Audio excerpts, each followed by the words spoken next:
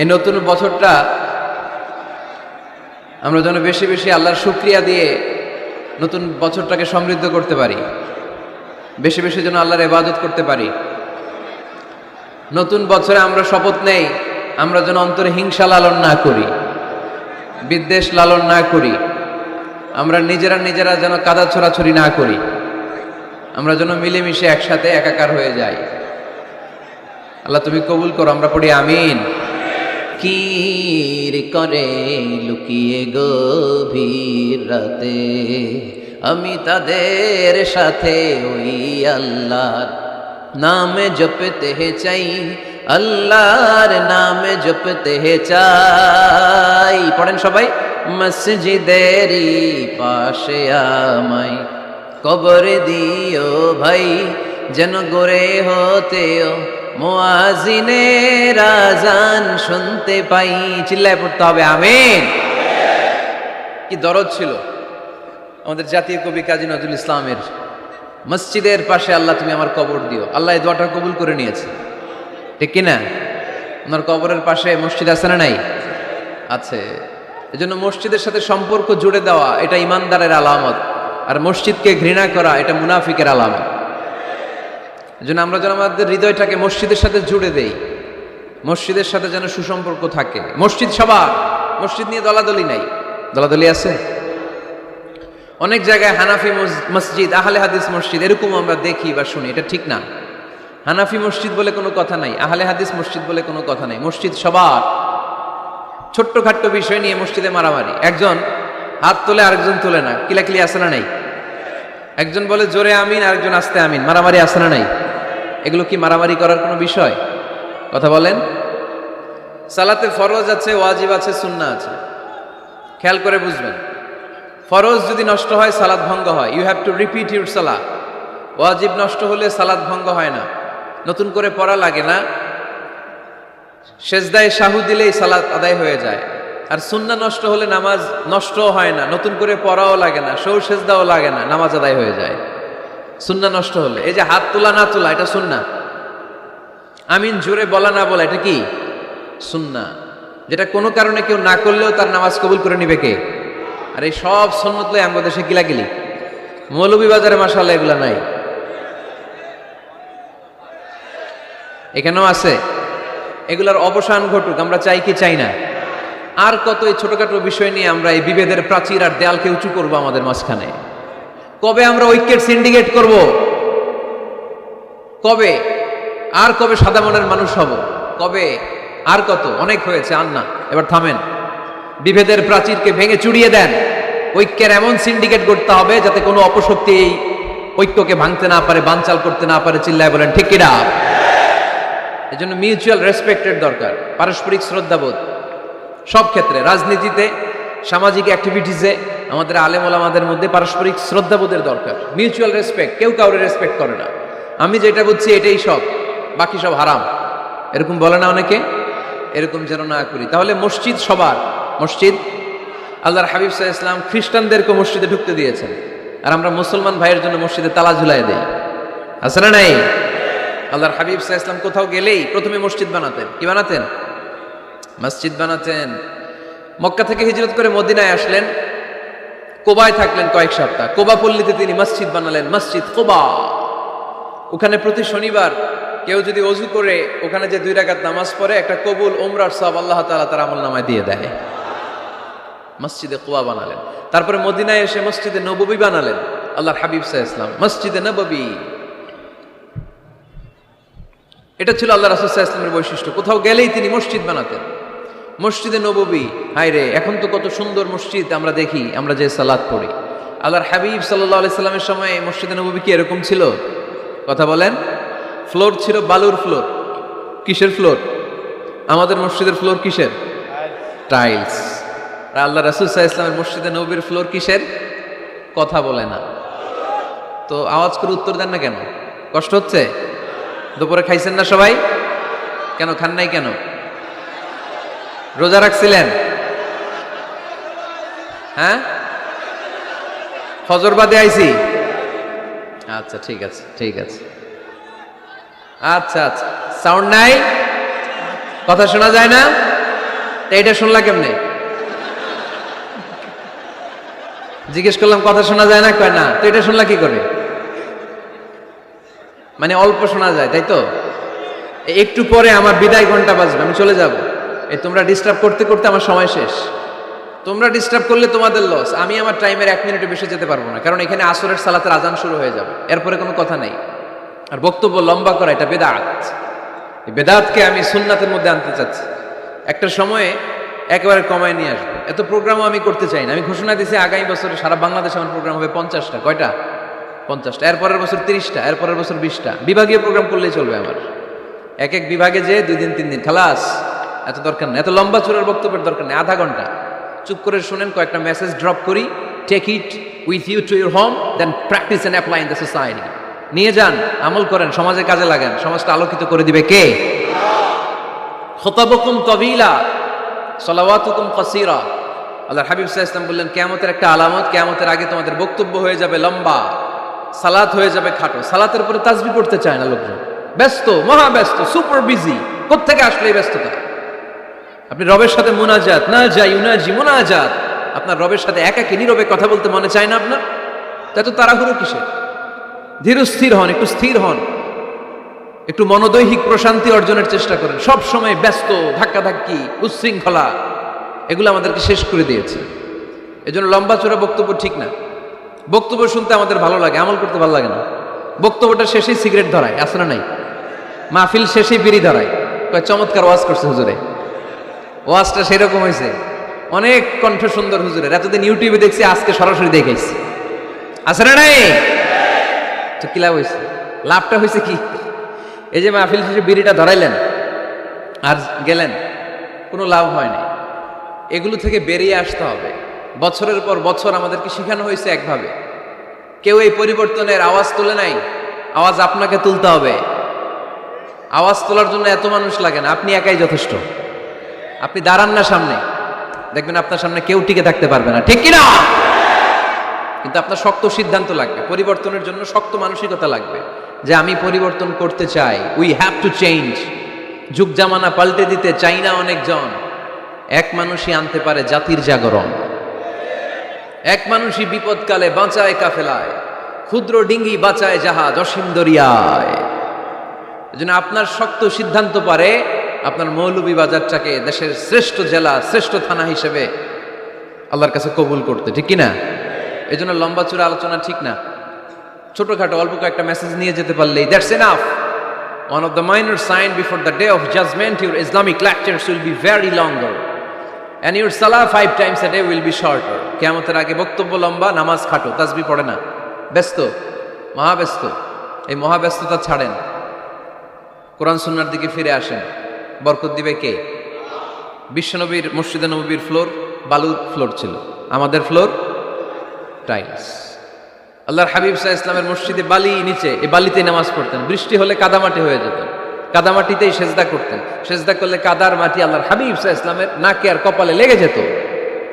তিনি সালাম ফিরিয়ে সাহাবাদের দিকে মুখ ফিরিয়ে বসলে দেখতেন প্রতিটা সাহাবীর নাকে আর কপালে কাদার মাটি মিশে আছে। তার মানে প্রিয় নবী সাল্লাল্লাহু আলাইহি ওয়াসাল্লামের মসজিদে নববী ছিল কাঁচা, কিন্তু মুসল্লি ছিল পাকা। আমাদের মসজিদগুলা হয়েছে পাকা, কিন্তু মুসল্লি কাঁচা, ঠিক কিনা? ফজরের সালাতে মানুষ নাই। ইমাম সাহেব আছেন কে কে এলাকায়? দেখি ইমাম, মসজিদের ইমাম, মাশাআল্লাহ। আপনাদের এখানে ওই মসজিদে ফজরের নামাজে কয়েক কাতার হয়? 5 জন 6 জন। কেনে এত কম? কেনে? হ্যাঁ, আসে না, আসতে চায় না লোকজন। তো এই যে 5-6 জন ফজরের সালাতে, কল্পনা করতে পারেন ফজরের সালাতে এত কম লোক? ফজরের জামাতে লোক যায় না, এটা একটা মহামারী। যেদিন ফজরের জামাতের দৃশ্য আর জুমার নামাজের দৃশ্য একরকম হয়ে যাবে, ওই দিনই বাংলাদেশে ইসলাম কায়েম হয়ে যাবে। এখন স্লোগান তুলে বিপ্লব বিপ্লব, ইসলামী বিপ্লব। আর ফজরের সময় আমি কম্বলের ভিতরে, আছে না নাই? কোনো বিপ্লব হবে না। ফজরের নামাজ জামাতে পড়ুন, সকালটারে বরকতময় করে দিবে কে? আল্লাহর হাবিব সাল্লাল্লাহু আলাইহি ওয়াসাল্লামের মসজিদ ছিল সবার জন্য উন্মুক্ত, এখানে সবাই আসতে পারত। এজন্য মসজিদ হবে সবার। আমরা মসজিদের আবাদকারী হতে চাই। এজন্য রাব্বুল আলামিন বলেন, ইন্নামা ইয়া'মুরু মাসাজিদাল্লাহি মান আমানা বিল্লাহি ওয়াল ইয়াউমিল আখির ওয়া আকামাস সালাতা ওয়া আতাজ যাকাতা ওয়া লাম ইয়াখশা ইল্লাল্লাহ ফাআসা উলাইকা আন ইয়াকুনু মিনাল মুহতাদিন। সুবহানাল্লাহ পড়েন। রব্বুল আলামিন বললেন, মসজিদের আবাদকারী হবে তারা যারা আল্লাহর প্রতি ঈমান আনে, আখিরাতের প্রতি ঈমান আনে, যারা সালাত কায়েম করে, যারা যাকাত আদায় করে, যারা দুনিয়ার কাউকে ভয় পায় না, ভয় পায় একজনকে। চিল্লায় বলেন তিনি কে? যাদের হৃদয়ে আছে আল্লাহর ভয়, তারা কবু পথ ভুলে যায় না। আল্লাহর প্রেম ছাড়া এই দুনিয়া কারো কাছে কোনো কিছু চায় না, ঠিক কিনা? তাহলে যারা মসজিদের আবাদকারী এরা ভয় পায় একজনকে। চিল্লায় বলেন তিনি কে? মসজিদের আবাদকারীদের প্রথম গুণ, তারা আল্লাহ বিশ্বাস করে, তারা আখিরাতে বিশ্বাস করে, তারা সালাত কায়েম করে, তারা যাকাত আদায় করে, তারা আল্লাহ ছাড়া পৃথিবীর কাউরে ভয় পায় না। আল্লাহ বলেন, ফাআসা উলাইকা আন ইয়াকুনু মিনাল মুহতাদিন। আশা করা যায় তারাই হলো হেদায়েতের রাস্তার উপরে আছে, ঠিক কিনা? তারাই মসজিদের আবাদকারী, যারা মসজিদে যায়, সালাত আদায় করে। এখন মসজিদের আবাদকারী আপনি হতে চান, আপনি মসজিদে যান না, আপনি আবাদকারী হতে পারবেন? মসজিদের অনেক সভাপতি আছে, মসজিদে যায় না, আছে না নাই? মৌলভীবাজারে এই সমস্যা বোধহয় নাই। মসজিদের সেক্রেটারি মসজিদে যায় না, আছে না নাই? তাহলে হইলো, এটা হইলো, এটা মেনে নেওয়া যায়? এই জন্য সভাপতি সাহেবরা, আপনি কষ্ট করে মসজিদ বানিয়েছেন, মসজিদে যাবেন। এই কথা বলেন কেন? এত দিকে বিশৃঙ্খলা হইলে কেমন হবে? বসেন আর অল্প কয়েক মিনিট। সভাপতি সাহেব আপনি মসজিদে যাবেন, সেক্রেটারি সাহেব আপনি মসজিদে যাবেন, তাহলে আপনি সঠিক মসজিদের আবাদকারী হবেন, ঠিক কিনা? আমরা মসজিদের আবাদকারী হতে চাই ইনশাআল্লাহ। পড়েন উমরানুল মাসাজিদ। মসজিদের আবাদ কি করে করতে হয়? মসজিদ আবাদ করার এক নাম্বার মাধ্যম হচ্ছে মসজিদ নির্মাণ করা। কি করা? নির্মাণ করা। খেয়াল করবেন, আল্লাহর হাবিব সাল্লাল্লাহু আলাইহি ওয়াসাল্লাম বলেছেন, মান বানা মসজিদান মিন মালিহি ফিদ দুনিয়া বানাল্লাহু লাহু বাইতান ফিল জান্নাহ। যে ব্যক্তি নিজের পকেটের টাকা খরচ করে দুনিয়াতে মসজিদ বানায়, আল্লাহ তাআলা তার জন্য জান্নাতে ঘর বানায়। 60টা জিনিস মানুষ মরে যাওয়ার পরে তার কবরে পৌঁছতে থাকে। ইন্না মিম্মা ইয়ালহাকুল মুমিন মিন হাসানাতিহি বা'দা মাউতিহি। মানুষ মরে যাওয়ার পরেও যে 60টা জিনিস তার কবরে পৌঁছায়, তার মধ্যে একটা হচ্ছে মসজিদান বানাহু। সে যে মসজিদ বানিয়ে গিয়েছে, ওই মসজিদের সওয়াব। সুবহানাল্লাহ পড়েন। আপনি টাকা দিয়ে মসজিদ বানিয়ে দিলেন, ওই মসজিদে মুসল্লিরা নামাজ পড়ে, রোজাদাররা এসে ওখানে ইফতার খায়, তাহাজ্জুদ আদায়কারীরা তাহাজ্জুদ পড়ে, তাদের সওয়াবের কমতি হবে না, কিন্তু তাদের সওয়াবের একটা পার্সেন্টেজ সওয়াব যে ব্যক্তি মসজিদ বানালো তার আমলনামায় আল্লাহ ঢুকিয়ে দেয়। এজন্য বেশি বেশি মসজিদ বানাতে রাজি আছেন তো?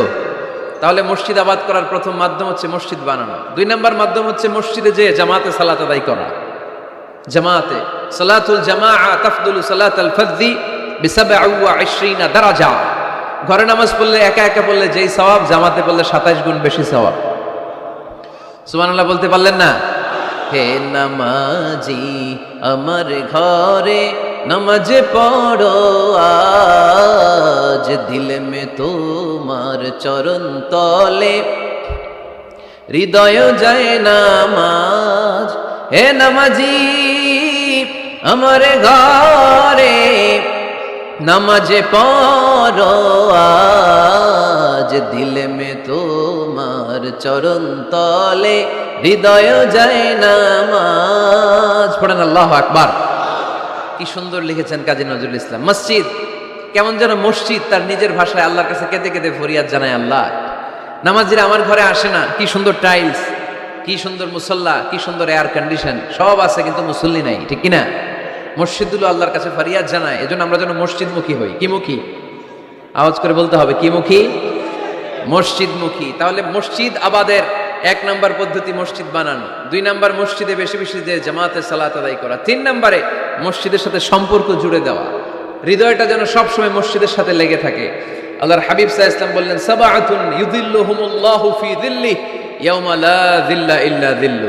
7 শ্রেণীর ব্যক্তিকে আল্লাহ তাআলা কিয়ামতের দিন আরশের নিচে ছায়া দিবে, যেদিন আল্লাহর আরশের ছায়া ছাড়া কোনো ছায়া পৃথিবীতে থাকবে না। সেই দিনটা কি এই দিনের মতো? কিয়ামতের দিনটা আজকের এই দিনের মতো হবে? 50,000 বছর হবে, এটা লেন্থ, এটা ডিউরেশন। কাআন সাফসাফা লা তারা ফিহা ইওয়াজা ওয়ালা আমতা, লেভেল প্লেইং ফিল্ড, তামার জমিন। একটু কল্পনা করেন তো ওই দিনটা কত ভয়ঙ্কর। বাবা ছেলেরে চিনবে না, ওই দিন ছেলে বাবারে চিনবে না, স্ত্রী স্বামীকে চিনবে না, স্বামী স্ত্রীকে চিনবে না, পীর সাহেব মুরিদ চিনবে না, মুরিদ পীর সাহেবকে চিনবে না, নেতা কর্মীকে চিনবে না, কর্মী নেতাকে চিনবে না। হায় হায়, ইয়া নাফসি বলে কাঁদবে। সূর্যটা মাথার কাছে চলে আসবে, সূর্যের তাপে মাথার মগজগুলো গলে গলে নাকের ছিদ্র আর কানের ছিদ্র দিয়ে টপ টপ করে বেয়ে বেয়ে পড়বে। তৃষ্ণায় মানুষগুলো পাগল পাড়া, জিব্বাটা বের হয়ে নাভি পর্যন্ত ঝুলতে থাকবে। সেদিন সবাই পাগলের মতো ছুটতে থাকবে, কোনো ছায়া নাই আল্লাহর আরশের ছায়া ছাড়া। আল্লাহর হাবিব বললেন 7 শ্রেণীর ব্যক্তিকে আল্লাহ তাআলা আরশের নিচে ছায়া দিবেন। এর মধ্যে 1 শ্রেণীর ব্যক্তি রাজুলুন কলবুহু মুআল্লাকুন বিল মাসাজিদ, ওই ব্যক্তি যার হৃদয়টা সবসময় আল্লাহর মসজিদের সাথে লেগে থাকে। মসজিদের সাথে যার হৃদয় লেগে থাকে তাকে আরশের নিচে ছায়া দিবে কে? এজন্য মসজিদের সাথে যেন আমাদের হৃদয়গুলো লেগে থাকে। অনেকেই দেখবেন এত ভালো নামাজে, জোহর পরে টেনশন করে আসরটা কই পড়বো, আসর পরে চিন্তা করে মাগরিবের সময় আমি কোথায় থাকবো, মাগরিবের সময় টেনশন, ইস এশাটা হয়ে গেলেই তো শেষ। এরকম লোক আছে না নাই? এদেরকে সেই কঠিন ভয়াবহ দিনে আরশের নিচে ছায়া দিবে কে? তারপরে মসজিদ, আমাদের 4 নাম্বার পদ্ধতি মসজিদকে পরিচ্ছন্ন রাখা, মসজিদকে ঝাড়ু দেয়া। মসজিদকে যারা পরিষ্কার করে তাদের হৃদয়ের যন্ত্রণা দূর করে দেয় কে? সাইয়েদনা ইব্রাহিম আলাইহিস সালাম এবং ইসমাঈল আলাইহিস সালামকে আল্লাহ তাআলা আদেশ করেছেন, তাহহিরা বাইতিয়া লিত-তাইফিনা ওয়াল আকিফিনা ওয়ার রুকআইস সুজুদ। হে ইব্রাহিম, ইসমাঈল, বাপ বেটা দুইজন মিলে মসজিদ ঝাড়ু দাও। কি ঝাড়ু দাও? মসজিদেরি ঝাড়ু বড়দার, ও কামারে হাত শোনো আমারে মুনাজাত। পড়েন, শোনো শোনো ইয়া ইলাহি আমারে মুনাজাত, শোনো আমারে মুনাজাত। পড়েন আমিন। মসজিদ ঝাড়ু দেওয়া মসজিদ আবাদের অন্তর্ভুক্ত। আপনারা কেউ কোনোদিন মসজিদ ঝাড়ু দিয়েছেন নাকি? কে কে দিয়েছেন দেখি? সবাই মসজিদের খাদেম? মাশাআল্লাহ। আমিও দিছি মসজিদ ঝাড়ু, অনেক দিছি। মাশাআল্লাহ, আল্লাহ তুমি কবুল করো। যাদের হৃদয়ে বড় জ্বালা, ফ্যামিলিতে সুখ নাই, শান্তি নাই, তারা হৃদয়ে প্রশান্তি আনতে চাইলে এতিমখানায় যাবেন, এতিমের মাথায় হাত বুলিয়ে দিবেন, এতিমের মুখে খাবার তুলে দিবেন। আপনার হৃদয়টারে নরম করে দিবে কে? আল্লাহর ঘর মসজিদে যাবেন, নিজ হাতে মসজিদটারে একটু পরিষ্কার করে দিবেন, আপনার জীবনটারে উজালা করে দিবে কে? তাহলে এগুলো করার মাধ্যমে আমরা মসজিদের আবাদ করতে চাই। আমরা মসজিদের আবাদকারী হতে চাই কি চাই না?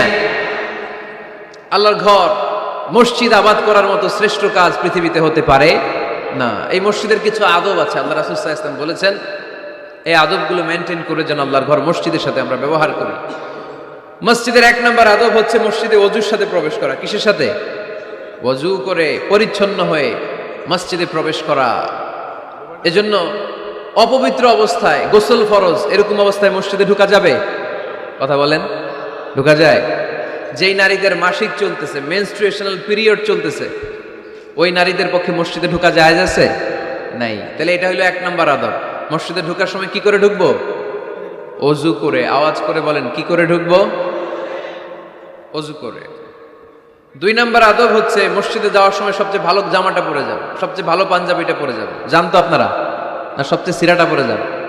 হ্যাঁ, অনেকের নামাজের জন্য একটা পুরান জামা আছে, সিরা পাড়া, এদিকে হাত উঠালে দিতে দেখা যায়, আছে না নাই? সবচেয়ে সিরা পাড়াটা রাখে নামাজের জন্য, কপাল পোড়া। আর সুন্নাতে খাতনার অনুষ্ঠানে গেলে মাশাআল্লাহ লেহেঙ্গা গায়ে দিয়ে যায়, আছে না নাই? না, আপনি ইবাদতের জন্য সবচেয়ে সুন্দর জামাটা রাখবেন। এজন্য রাব্বুল আলামিন বলেন, ইয়া বানি আদম খুযু জিনাতাকুম ইনদা কুল্লি মসজিদ। ও বনি আদম, তুমি যখন আল্লাহর ঘর মসজিদে ঢুকবা, ও বনি আদম, তুমি যখন নামাজের মুসল্লায় দাঁড়াবা, তোমার সবচাইতে দামি, সবচাইতে সুন্দর জামাটা গায়ে দিয়ে তুমি নামাজে দাঁড়াও। ঠিক কি না? তাহলে এখন মসজিদে যাওয়ার সময় কি গায়ে দিয়ে যাবেন বলেন? খিতা করবাইন? হ্যাঁ, মাশাআল্লাহ। হ্যাঁ, সবচেয়ে ভালো কাপড়টা আয়রন করে, পারফিউম মেখে তারপরে আমরা যাব। রাজি আছেন তো? 3 নম্বর আদব হচ্ছে মসজিদে ঢোকার সময় বাম পা দিয়ে ঢুকতে হয়।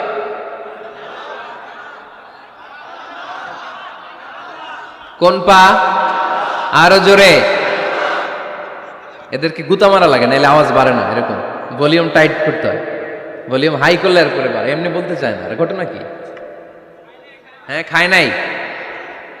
বদরের যুদ্ধ হয়েছিল রমাদানে, কোনো সাহাবী খায় নাই, না খাইয়া একেবারে সাইজ করে দিছে কাফেরদেরকে। আমরা না খেলেও আমাদের হৃদয়ে ইমানি শক্তি আছে না নেই? এই তো বোঝা যাচ্ছে ইমানি শক্তি আছে। এতক্ষণ আসছিল কই? তো মসজিদে ঢুকার সময় কোন পা দিয়ে? এগুলো মনে থাকে আমাদের? ভুলা যাই আমরা, খেয়াল থাকে না তো এগুলা। এত কিছু মনের মধ্যে রাখলে এগুলো মনে থাকবে কেমনে? মসজিদে ঢুকার সময় কোন পা? আরো জোরে। বেরোয়ার সময় কোন পা? মনে থাকবে? মসজিদে যখন ঢুকবেন ডান পা দিয়ে ঢুকবেন, আর দোয়া পড়বেন, আউযু বিল্লাহিল আযীম ওয়া বিওয়াজহিল কারীম ওয়া সুলতানিহিল কদীম মিনাশ শাইতানির রাজীম। বিষ্ণু ইসা ইসলাম বললেন, যে ব্যক্তি মসজিদে ঢুকার সময় এই দোয়াটা পড়বে, শয়তান আফসোস শুরু করে। সে বলে, হায় হায়, আজকের দিনের জন্য, সারা দিনের জন্য তো তুই আমার ওয়াসওয়াসা থেকে বেঁচে গেলি। আজকের সারা দিনের জন্য তোরে আমি হারালাম, আজকের সারাটা দিন আল্লাহর পক্ষ থেকে প্রোটেকশন নিয়ে তুই বেঁচে গেলি। আজকের জন্য যা, কালকে তোরে আমি ধরবো। এজন্য এই দোয়াটা পড়ার দরকার আছে না? আউযু বিল্লাহিল আযীম ওয়া বিওয়াজহিল কারীম ওয়া সুলতানিহিল কদীম মিনাশ শাইতানির রাজীম। 4টা বাক্যের দোয়া। মুখস্থ করতে কষ্ট হলে যে ইউটিউবে চলে যাবে আজকেই, ওখান থেকে শুনে আপনারা মুখস্থ করে নেবেন। এই দোয়াটা পড়বেন, তাহলে ওই দিনের জন্য শয়তানের ওয়াসওয়াসা, টেম্পটেশন, প্রভোকেশন থেকে আপনি আল্লাহ তাআলার প্রোটেকশনে চলে গেলেন। সুবহানাল্লাহ পড়েন। তারপর আল্লাহর হাবিব বললেন, ঢুকার আগে আমারে সালাম দাও। পড়বেন, আসসালামু আলাইকা আইয়ুহান নাবিয়্যু ওয়া রাহমাতুল্লাহি ওয়া বারাকাত। এই দুইটা জিনিস যখন করে ফেললেন, তখন ডান পা দিয়ে পড়বেন, আল্লাহুম্মা আফতাহ লি আবওয়াবা রাহমাতিক। সুবহানাল্লাহ পড়েন। আল্লাহুম্মা আফতাহ লি, ও আল্লাহ আমার জন্য তুমি খুলে দাও, আবওয়াবা রাহমাতিক, তোমার রহমতের দরজা। তার মানে মসজিদে ঢুকলে রহমত পাওয়া যায় কি যায় না? মসজিদে ঢুকলে পাওয়া যায় রহমত, মসজিদের বাইরে রহমতের কথা আল্লাহ বলে নাই। মসজিদের ভিতরে রহমত। কোথায় রহমত? কোথায়?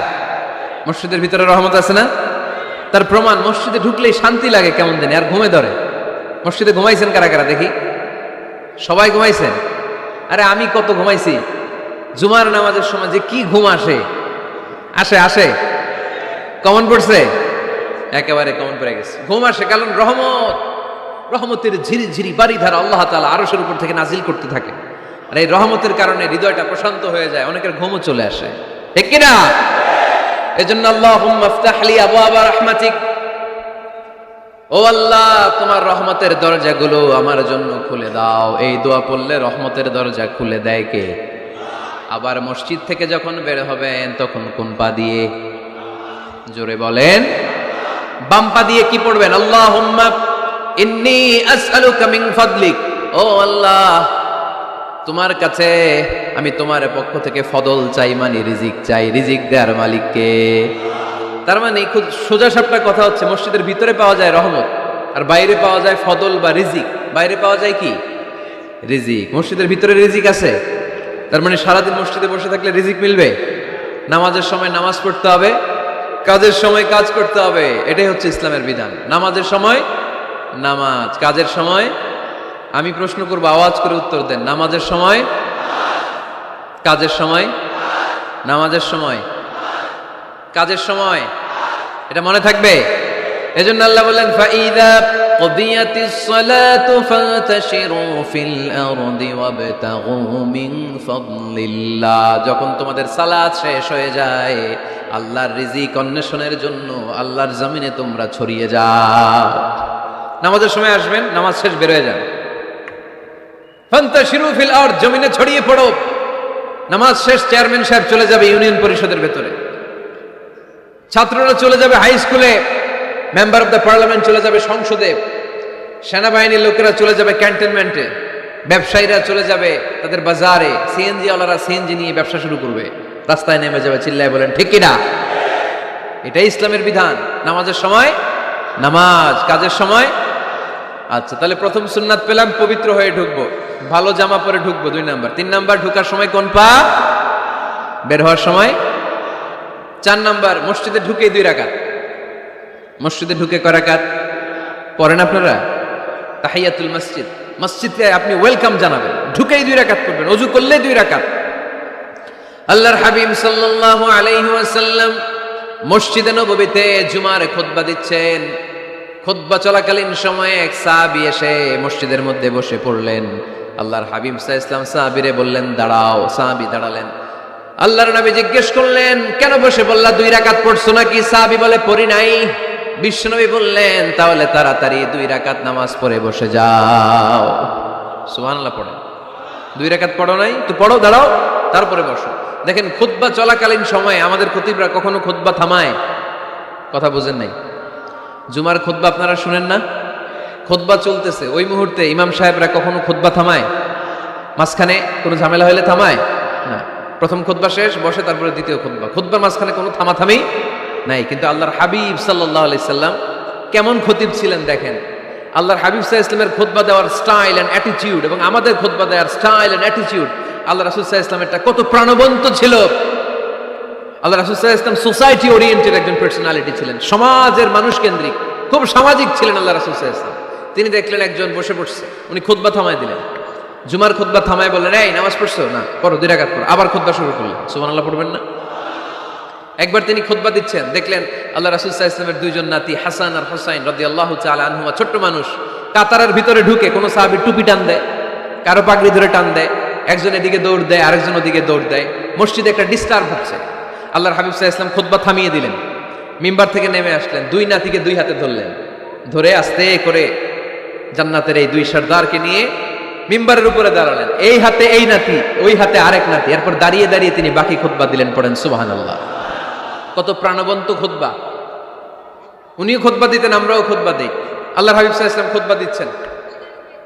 এক সাহাবী এসে বলল, ইয়া রাসূলুল্লাহ, মদিনায় দুর্ভিক্ষ, বৃষ্টি নাই, আপনি বৃষ্টির দোয়া করেন। রাসূল সাল্লাল্লাহু আলাইহি ওয়াসাল্লাম খুতবা থামায় দিলেন, থামাই দিয়ে দোয়া শুরু করলেন। আল্লাহুম্মা আসকিনা গাইসান মুগীসান মারিআন মুরিআন নাফিআন গায়রা দার আজিলান গায়রা আজিল। আল্লাহ, উপকারে বৃষ্টি দেন, যে বৃষ্টিতে আমাদের ফসল জন্মাবে, সবুজ ঘাস লতা পাতা জন্মাবে, আমাদের গবাদি পশুর রিজিক বাড়বে, এরকম উপকারী বৃষ্টি আমাদেরকে দিয়ে মদিনাটারে ধন্য করে দেন। বৃষ্টি শুরু হলো। জুমাবার বৃষ্টি, শনি রবি সোম মঙ্গল বুধ বৃহস্পতি শুক্র, টানা 7 দিন বৃষ্টি। এবার বৃষ্টির চোটে মদিনায় বন্যা হয়ে গেছে। এতদিনে দুর্ভিক্ষ, এতদিনে কি? এখন বৃষ্টির বরকতের দোয়া করছে, বৃষ্টিতে এবার বন্যা। যেই সাহাবী বৃষ্টির জন্য দোয়া করতে বলেছিলেন, পরের জুমাবারের খুতবার সময় এসে ওই সাহাবী বলেন, ইয়া রাসূলুল্লাহ, আবার খুতবার মাঝখানে, ইয়া রাসূলুল্লাহ, আর বৃষ্টির দরকার নেই, আর দরকার নেই, এবার বৃষ্টি বন্ধের দোয়া করেন। আল্লাহর হাবিব সাল্লাল্লাহু আলাইহি ওয়াসাল্লাম খুতবা থামিয়ে আবার বন্ধের দোয়া, আল্লাহুম্মা হাওয়ালাইনা ওয়ালা আলাইনা, হে আল্লাহ আমাদের চারিদিকে দেন, মদিনাতে আর বৃষ্টির দরকার নেই। চিল্লায় পড়েন সুবহানাল্লাহ। এজন্য খতিব হবে এরকম প্রাণবন্ত খতিব। সমাজে কি চলে, কি ক্রাইসিস, কি সংকট, ইয়াংরা কোন সমস্যায় ভোগে, আমাদের রাজনৈতিক অঙ্গনে কি সমস্যা, আমাদের অর্থনৈতিক অঙ্গনে কি সমস্যা, আমাদের সামাজিক অঙ্গনে কি সমস্যা, আমাদের পরিবারগুলোর ভেতরে কি ঝামেলা, প্রত্যেকটা কথা মসজিদের মিম্বার থেকে আসার দরকার আছে না নাই? আল্লাহর হাবিব সাল্লাল্লাহু আলাইহি ওয়াসাল্লাম এভাবেই সমাজকে ঠিক করে দিতেন। 2 রাকাত মসজিদে ঢুকে আজকে থেকে আমরা পড়ব। মসজিদে ঢুকলেই কয় রাকাত মনে থাকবে না ভুলে যাবেন? তারপরে আল্লাহর হাবিব সাল্লাল্লাহু আলাইহি ওয়াসাল্লাম বলেছেন, খবরদার কবরের উপর মসজিদ বানিও না। কবরস্থান একদিকে, মসজিদ আর একদিকে। কিন্তু বাংলাদেশে মসজিদের সাথে কবর মিলানো আছে না নাই? ছোট্ট একটা মসজিদ, কিন্তু এত বড় বাবার কবর আছে না নাই? এগুলো করবেন না আপনি। আগে হবে মসজিদ, পরে কবরস্থান। যেমন মসজিদে নববী হয়েছে আগে, তারপরে বিশ্বনবীর কবর এখানে আছে না নাই? মসজিদে নববী প্রতিষ্ঠিত হয়েছে আগে, পরে বাকি কবরস্থান আছে না নাই?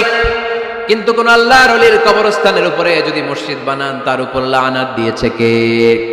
লাআনা রাসূলুল্লাহ আলাল ইয়াহুদ ওয়ান নাসারা ইত্তাখাযু কুবুর আমবিয়াইহিম মাসাজিদা। আল্লাহর রাসূলের লানত ইহুদি নাসারাদের উপর, কারণ ইহুদি আর নাসারাদের একটা খাসলাত, একটা বৈশিষ্ট্য ছিল, তারা তাদের নবীদের কবরের উপরে মসজিদ বানায় ফেলত। এটা করা যাবে? এজন্য এলাকা এলাকায় এই ঝামেলা, কবর আর মসজিদ হবে আলাদা। আবার মসজিদের কেবলার দিকে যেন কবরস্থান না হয়, তাহলে শিরক হওয়ার সম্ভাবনা আছে না নাই? খুব সাবধান, আল্লাহ সব মাফ করে কিন্তু শিরক মাফ করে না, ঠিক কিনা? শিরক হচ্ছে মহাপাপ, সব পাপের বাপ। এজন্য আমরা সব করলেও শিরকের গুনাহ মুসলমান কখনো করতে পারে। এরপর আল্লাহর হাবিব বললেন, মসজিদকে পরিষ্কার পরিচ্ছন্ন রাখো, এটাও মসজিদের আদাব। মসজিদে আতর লাগিয়ে দেন, বাখুর জ্বালিয়ে দেন। আপনাদের এই এলাকার মধ্যে তো বাখুরের অভাব নাই, আগরের অভাব নাই, ঠিক কিনা? গতকাল প্রোগ্রাম ছিল কই? সুজানগর, আগরের রাজধানী। আগর চিনেননি আপনারা? হ্যাঁ, এই যে দেহনেল উদ পারফিউম, আপনাদের এই যে মাহতাব সাহেবের আল হারামাইন, এরপরে যে আজমল কোম্পানি, এও আপনাদের এই মৌলভীবাজার এলাকার। এরকম অনেক কোম্পানি আছে দুবাই ভিত্তিক, গোটা বিশ্বে ওনারা ব্র্যান্ডিং করেছে। এগুলোর র ম্যাটেরিয়াল, কাঁচামাল যায় হচ্ছে আপনাদের মৌলভীবাজার থেকে। ছেলের বউ শাশুড়ির ওয়াজ গতকাল করছে, শুনে নিন। শাশুড়ি আর বৌমার কিলাকিলি, গতকালের ওয়াজের বিষয় ছিল কি? শাশুড়ি বৌমার কিলাকিলি কি করে থামাবেন, শুনে নিন। আচ্ছা ঠিক আছে, মুফতি সাহেবদের কাছ থেকে জেনে নেবেন এই প্রশ্ন। আমি উত্তর দিলে আবার কিলাকিলি লেগে যাবে বাংলাদেশ, কিলাকিলির দরকার নেই। সম্মানিত ভাইয়েরা, মসজিদ পরিষ্কার পরিচ্ছন্ন রাখবেন, এই বাখুর জ্বালাবেন, দেহিনেল উদ, এই পারফিউমগুলো ছড়িয়ে দিবেন। মসজিদের মধ্যে অনেক মসজিদের দুর্গন্ধ আছে না নাই? এই কার্পেটের মধ্যে ময়লা, পরিষ্কার করেন। আল্লাহর হাবিব সাল্লাল্লাহু আলাইহি ওয়াসাল্লাম বলেছেন, খবরদার, আম্মা জান আয়েশা বর্ণনা করেন, আমার রাসূলুল্লাহ সাল্লাল্লাহু আলাইহি ওয়াসাল্লাম বিবিনাইল মসজিদ ফিদ দুয়ার ওয়া আন তুতাইয়াবা ওয়া তুনাযাফ, আমরা যেন এলাকা এলাকায় মসজিদ বানাই, মসজিদগুলোকে যেন পারফিউম দিয়ে, আতর দিয়ে সুগন্ধময় করে দেয়। বিশ্বনবী আদেশ করেছেন, সুবহানাল্লাহ পড়ুন। এজন্য কোনো অপরিচ্ছন্ন মসজিদ থাকতে পারবে না। মসজিদের পাশ দিয়ে গেলে আতরের ঘ্রাণে আমোদ হয়ে লোকজন যেন বুঝতে পারে এটা আল্লাহর ঘর, মসজিদ। চিল্লায় বলেন ঠিক কিনা? এরপরে আল্লাহর হাবিব সাল্লাল্লাহু আলাইহি ওয়াসাল্লাম বলেছেন, মসজিদের আরেকটা আদব হলো মসজিদকে অতিমাত্রায় ডিজাইন না করা। বেশি ডিজাইন করা যাবে না। এমন ডিজাইন করা যাবে না যেটা মসজিদ বোঝাই যায় না। এত লাইটিং ফাইটিং করে, এটা কি মসজিদ না কমিউনিটি সেন্টার বোঝাই যায় না? আছে না নাই? আছে। এরকম যেন আমরা না করি সম্মানিত ভাইয়েরা। বিশেষ করে মসজিদের সামনের দেয়ালে। কোন দেয়ালে? সামনের দেয়ালটা, কেবলার দিকে যেই দেয়াল, এই দেয়ালটা হতে হবে ফ্রেশ, যাতে করে মানুষের দৃষ্টি আকর্ষণ না করে। প্রায় মসজিদের দেয়ালের মাঝখানে দেখবেন আপনি ক্যালেন্ডার ঝুলায় রাখে, আছে না নাই? মৌলভীবাজারের কি অবস্থা? খিতা খবর আছে? তো এই যে ক্যালেন্ডার ঝুলায় রাখে, ওইখানে দেখবেন বিভিন্ন মসজিদের ছবি, এতিমখানার ছবি, মানুষের ছবি। তো মানুষ নামাজে পড়ে আবার ওগুলোও তাকায়, আছে না নাই? প্রথম কাতারে পরে ওইখানে কি লেখা, এগুলো পরে তার ডিস্টার্ব হচ্ছে না? এই মুসল্লির দৃষ্টি যাতে অন্যদিকে না যায়, এটা খেয়াল রাখতে হবে। যদি পারা যায়, মসজিদের সামনে কোনো ঘড়ি টড়ি চলবে না। ঘড়ি মসজিদের পেছনের দেয়ালে, সময়সূচি পেছনের দেয়ালে, সব পেছনে। সময় কয়টা বাজে ওটা ইমাম দেখলে চলবে, ইমাম এভাবে দেখে নিবে, আপনারাও দেখে নেবেন। কিন্তু সামনের দেয়ালটা যত সিম্পল করা যায়। আল্লাহর হাবিব সাল্লাল্লাহু আলাইহি ওয়াসাল্লাম নামাজ পড়া অবস্থায় সামনে এমন কিছু রাখতেন না যেটার দ্বারা আল্লাহর হাবিব সাল্লাল্লাহু আলাইহি ওয়াসাল্লামের সালাতে মনোযোগ অন্যদিকে চলে যায়। আমরা যখন সালাত পড়ি, যদি অন্যদিকে তাকাই, ফেরেশতার মাধ্যমে আল্লাহ একটা ডাক দেয়, বলে আকবিল, এই বান্দা ফিরে আয়, তোর নজর থাকা দরকার সিজদার জায়গায়, ফিরে আয়। আপনি আবার যখন অন্যদিকে তাকান, আল্লাহ বলে ফিরে আয়, সিজদার দিকে তাকা। আপনি আবার যখন ঘড়ির দিকে তাকান, আল্লাহ বলে আকবিল, ফিরে আয়, সিজদার দিকে তাকা। আপনি যখন আবার অন্যদিকে তাকান, তখন আল্লাহ বলে লা হাজাতা লি ইলা সালাতিক, তোর এই নামাজের দরকার আমার নাই। নাউজুবিল্লাহ পড়বেন না? তোর এই নামাজের দরকার আমার নাই। অজু করে কষ্ট করে যাকে খুশি করার জন্য আপনি সালাতে দাঁড়ালেন, উনি যদি বলে এই নামাজের দরকার নেই, তো কার জন্য নামাজ পড়লেন আপনি? কথা কি বুঝতে পেরেছেন? এই জন্য এলাকার গণ্যমান্য ব্যক্তিবর্গ আছে, আমাদের চেয়ারম্যান সাহেব আছে, আরো অন্যান্য বিজনেস ম্যাগনেটরা আছে। আপনারা মসজিদ যখন নির্মাণ করবেন, সামনের দেয়ালটা যত সাদামাটা হতে পারে ততই ভালো। এমনকি জায়নামাজের মধ্যে এখন কাবা ঘরের ছবি আছে না নাই? আছে না? কি মুসলমান আমরা, নিজের কাবারে নিজে লাথি মারি নামাজের আগে, মনের অজান্তে নিজের কাবাকে নিজে লাথি মারছি। এরকম জায়নামাজ ব্যবহার করা নিষেধ। চিল্লায় বলেন ঠিক কিনা? সাদা ফ্রেশ জায়নামাজ বাজারজাত করেন। আপনাদের সিদ্ধান্তই ওনাদের ব্যবসা বয়কট হয়ে যাবে। আপনারা যদি এখন থেকে মসজিদের মিনারা আর কাবা ঘরের যে প্রতিকৃতি বা ছবি, এরকম ছবি সম্বলিত জায়নামাজ কিনা বন্ধ করে দেন, এদের মার্কেট থাকবে? কথা বলেন। কালকে থেকে আমরা জায়নামাজ কেনার সময় ফ্রেশ জায়নামাজ কিনবো। কোনো মসজিদ, কোনো মিনার, আমাদের কাবা ঘরের ছবি সম্বলিত কোনো জায়নামাজ কিনা যাবে? আওয়াজ করে বলেন, যাবে? যাবে না। এগুলো হচ্ছে মসজিদের আদাব। এগুলো রক্ষা করে মসজিদে ঢোকার দরকার আছে না নাই? পৃথিবীতে 3টা মসজিদ সবচাইতে শ্রেষ্ঠ মসজিদ। কয়টা? আওয়াজ করে বলেন না। 1 নাম্বার মসজিদুল হারাম, ফাওয়াল্লু উজুহাকুম শাতরা, যেখানেই তোমরা নামাজ পড়ো না কেন মসজিদের হারামের দিকে হয়ে নামাজ পড়ো। কেবলা কোন দিকে আজকে? এদিকে, এইদিকে কেবলা। আমি যদি এদিকে হয়ে পড়ি, নামাজ হবে না? হবে না কেন? কারণ কেবলামুখী হয়ে নামাজ পড়া ফরজ। চিল্লায় বলেন ঠিক কিনা? মসজিদুল হারাম পৃথিবীর প্রথম মসজিদ। ওখানে একটা ঘর আছে, ঘরটার নাম হলো কাবা। ইন্না আউওয়ালা বাইতিন উদিআ লিন-নাসি লাল্লাযী বিবাক্কাতা মুবারাকা। এই পৃথিবীর প্রথম ঘর, যেই ঘরটা স্থাপিত হয়েছে বাক্কা শহরে। বাক্কা মক্কার আগের নাম, এখন শহরের নাম মক্কা। আগে নাম ছিল কি? সবাই বলেন কি নাম ছিল? বাক্কা। এটা পৃথিবীর আদি ঘর, সব নবীদের পরশধন্য পদধূলিতে এই জায়গাটা বরকতময় হয়েছে। এটা এমন ঘর যেই ঘরের চারদিকে 1 রাকাত নামাজ পড়লে 1 লক্ষ রাকাতের সওয়াব পাওয়া যায়। হজ উমরা করেছেন কে কে দেখি? হজ উমরা করেছেন আপনারা না? মাশাআল্লাহ। আমরা যারা করতে পারি নাই, আল্লাহ তাদেরকে তৌফিক দাও। আমরা যেন এই কাবা ঘরে যে প্রাণ ভরে সালাত আদায় করতে পারি, আল্লাহ তৌফিক দান করো। আমরা যেন মসজিদে নববীতে যে প্রাণ ভরে সালাত করতে পারি, তৌফিক দান করো। আল্লাহর হাবিব সাল্লাল্লাহু আলাইহি ইসলামের কবরের সামনে দাঁড়িয়ে যেন আমরা প্রাণ খুলে মন প্রাণ উজাড় করে বিশ্বনবী সাল্লাল্লাহু আলাইহি ইসলামকে সালাম দিতে পারি, আল্লাহ তৌফিক দান করো। এই কাবা ঘরকে কেন্দ্র করে প্রতিদিন 100টা রহমত নাজিল হয়। আওয়াজ করে বলেন কয়টা? আল্লাহর হাবিব বললেন প্রতিদিন প্রতিনিয়ত 100টা রহমত নাজিল হতেই থাকে। 60টা রহমত তাদের উপর নাজিল হয় যারা কাবা ঘরের চারদিকে তাওয়াফ করে। 40 লিল মুসাল্লিন, বাকি 40টা নাজিল হয় যারা কাবা ঘরের পাশে নামাজ পড়ে। 20 লিন নাযিরিনা ইলাল কাবা, বাকি 20টা রহমত প্রতিনিয়ত নাজিল হয় যারা তাওয়াফ করে না, সালাত আদায় করে না, শুধু কাবার গিলাফের দিকে তাকিয়ে থাকে। কাবার দিকে তাকায় থাকলেই সওয়াব। সুবহানাল্লাহ পড়েন। 1 রাকাতে কয় লক্ষ রাকাতের সওয়াব? এজন্য আল্লাহর হাবিব সাল্লাল্লাহু আলাইহি ওয়াসাল্লাম বলেছেন, লা তুশাদ্দুর রিহাল ইল্লা ইলা সালাসাতি মাসাজিদা। স্পেশাল ভার্চু এন্ড রিওয়ার্ড, বিশেষ সওয়াবের নিয়তে পৃথিবীর এই 3টা জায়গা ছাড়া কোথাও নিয়ত করে ভ্রমণ করা জায়েজ নাই। 1 হচ্ছে মসজিদুল হারাম, 2 হচ্ছে মসজিদ নববী, 3 হচ্ছে মসজিদুল আকসা। এই 3টা মসজিদ ছাড়া পৃথিবীর কোনো মসজিদে নিয়ত করে সফর করা যাবে না। বিশেষ নিয়তে সফর করা যাবে না, যে আমি যদি এই মৌলভীবাজারের জামে মসজিদে যাই বেশি সওয়াব পাওয়া যাবে, এই নিয়তে সফর করা যাবে না। বেশি সওয়াব শুধু এই 3 মসজিদে। মসজিদুল হারামে 1 রাকাতে কত রাকাতের সওয়াব? কথা কয় না, বুঝে নাই বোধহয়। কয় লক্ষ? আর মসজিদে নববীতে 1 রাকাতে 1000 রাকাতের সওয়াব। আরেক বর্ণনায় আছে 50,000, বর্ণনাটা দুর্বল। সহিহ বর্ণনায় এসেছে 1 রাকাতে 1000 রাকাতের সওয়াব। মসজিদুল আকসায় সালাত করলে 1 রাকাতে, এক বর্ণনায় এসেছে 250 রাকাতের সওয়াব, আরেক বর্ণনায় এসেছে 500 রাকাতের সওয়াব। এই 3টা মসজিদ ছাড়া পৃথিবীর অন্য কোনো মসজিদে যে নামাজ পড়লে বেশি সওয়াব হবে, এই নিয়তে সফর করা যাবে? চিল্লায় বলেন যাবে। তবে মসজিদটা দর্শন